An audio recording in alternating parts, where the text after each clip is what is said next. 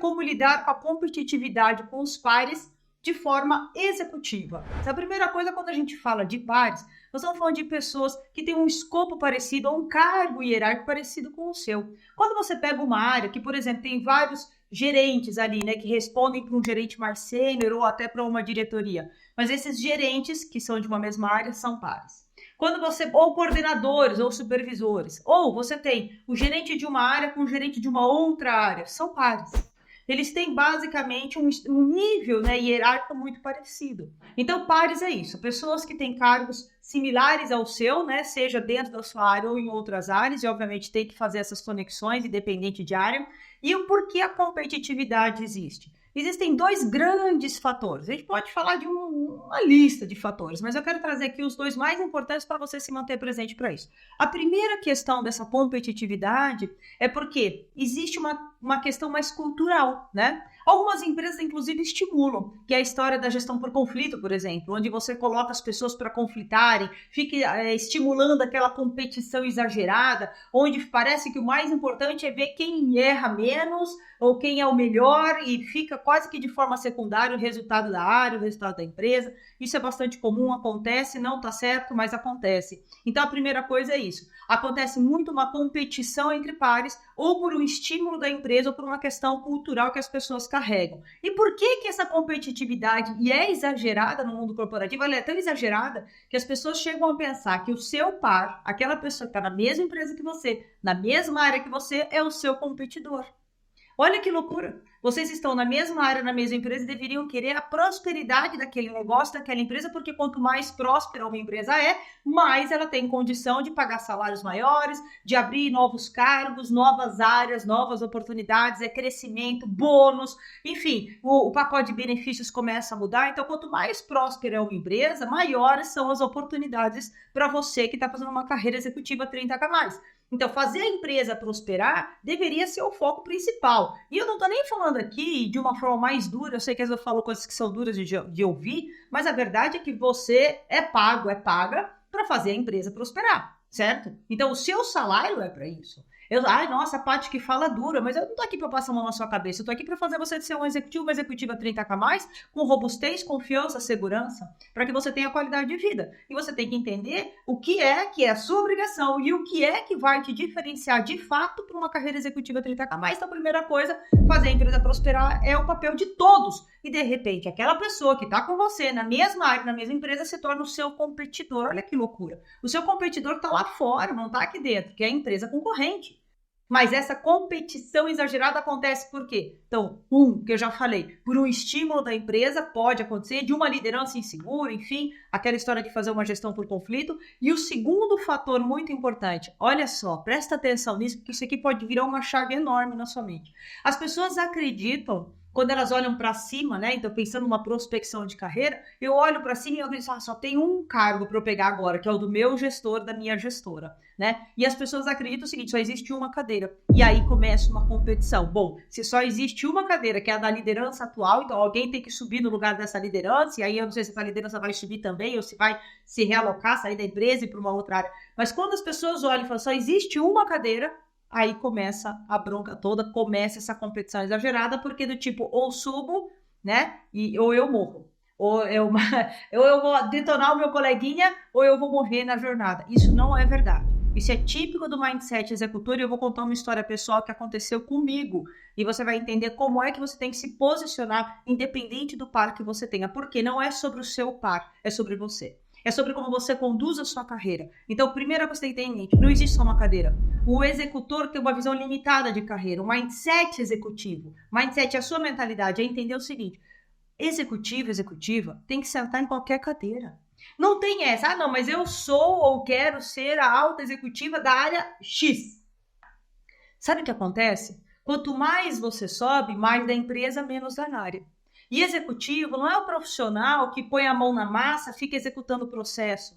Executiva é aquela pessoa capaz de entregar resultado através de pessoas. Ou seja, O executivo entrega resultado através de pessoas. Portanto, você não precisa ser o maior especialista da sua área, você não precisa ser a maior conhecedora dos processos e tudo mais. O que você precisa é ser capaz de conduzir pessoas para resultados superiores. Como? Extraindo o melhor de cada um, montando um time de alta performance, conduzindo essas pessoas naquilo que elas são mais fortes. E tem os especialistas, sempre vai ter, e tem as pessoas que vão fazer uma carreira executiva. Quem vai fazer a carreira executiva tem que ter esse mindset. Você às vezes está competindo por uma cadeira, e na verdade não existe uma cadeira, existem muitas cadeiras. Você pode ir para outras áreas, você pode se tornar, por exemplo, par do seu líder numa área vizinha. A empresa pode crescer e abrir uma nova frente, em projetos, enfim, tem muita coisa que pode acontecer.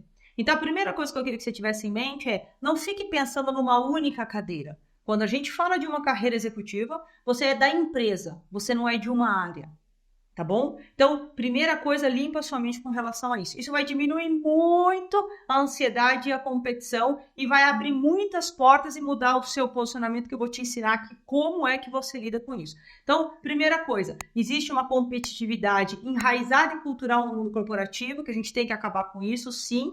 E existem os executores eternos que vão ficar nessa competição, que só vai te queimar, mostrar que você é imaturo, mostrar que você é despreparado, porque você está competindo com alguém que na verdade deveria estar gerando valor para aquela companhia.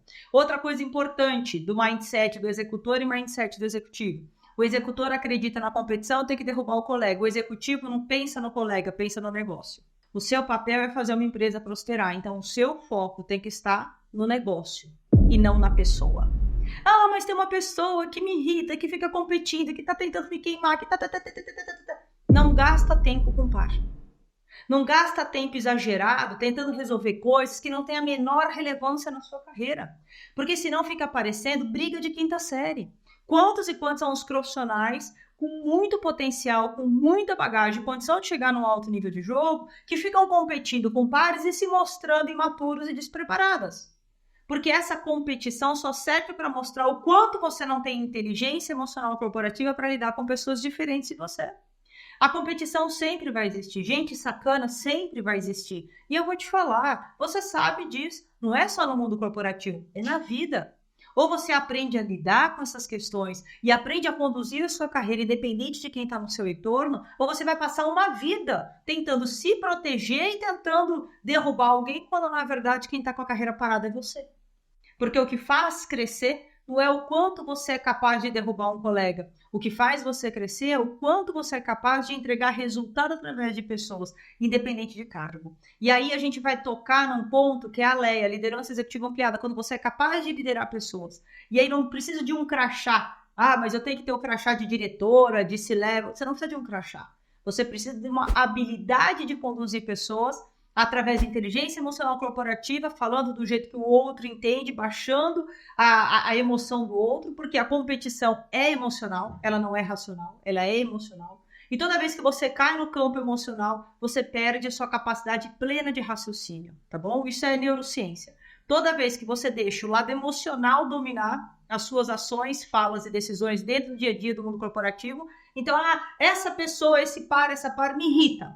Essa pessoa está tirando você do jogo. Na verdade, quem tira você do próprio jogo é você mesmo. Porque quando você cai nesse tipo de pensamento, nesse tipo de desconforto, nesse tipo de situaçõezinhas, você está diminuindo a sua imagem como profissional, está se colocando como alguém imaturo, despreparado, que briga com coleguinha de sala como se fosse quinta série. Ai, Paty, é muito duro isso. É a verdade.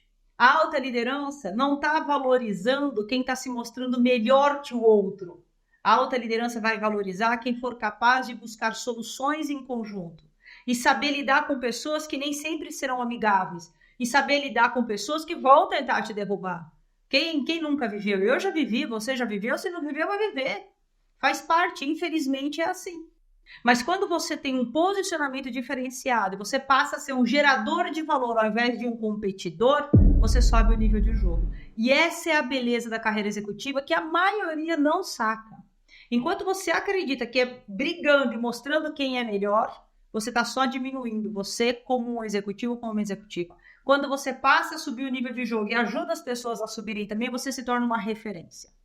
Então, uma das coisas que tem que estar na sua cabeça, se você tem uma competitividade exagerada ou silenciosa, porque acontece também, ela é velada, quando isso acontece, quanto mais você é capaz de subir o nível de jogo e levar pessoas com você, demonstrando essa liderança sutil, mais valorizado você é. Porque as pessoas te veem como referência. E todo mundo quer estar perto de uma referência. Eu falo, né? Brota amigo quando você é uma referência. Todo mundo quer ser seu amigo, quer ser sua amiga. Então, se torne essa referência no posicionamento e não na competição.